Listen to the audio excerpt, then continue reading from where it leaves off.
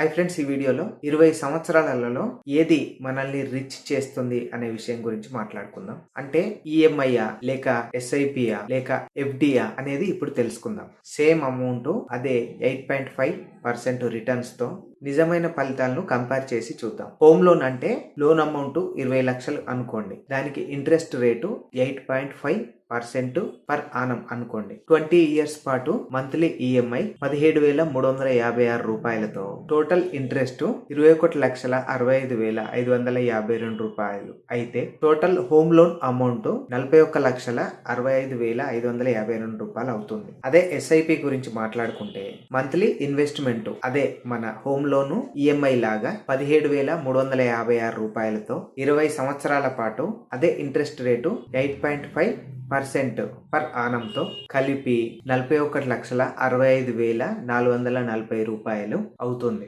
20 సంవత్సరాల పాటు ఇన్వెస్ట్ చేస్తే తర్వాత దాని విలువ 1,08,82,184 రూపాయలు అవుతుంది. అంటే మీరు 67,16,754 రూపాయలు సంపాదించారన్నమాట.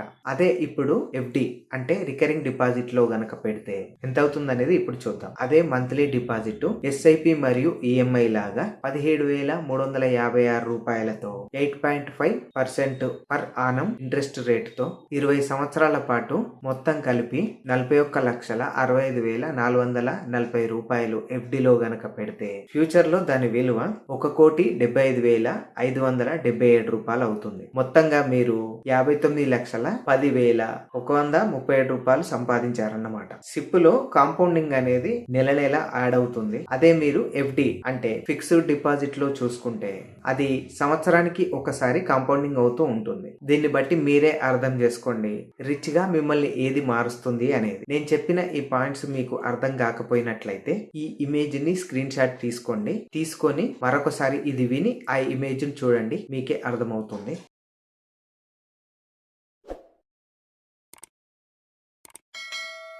ఈ వీడియో నచ్చితే లైక్ చేయండి, సబ్స్క్రైబ్ చేసుకోండి. Thank you for watching.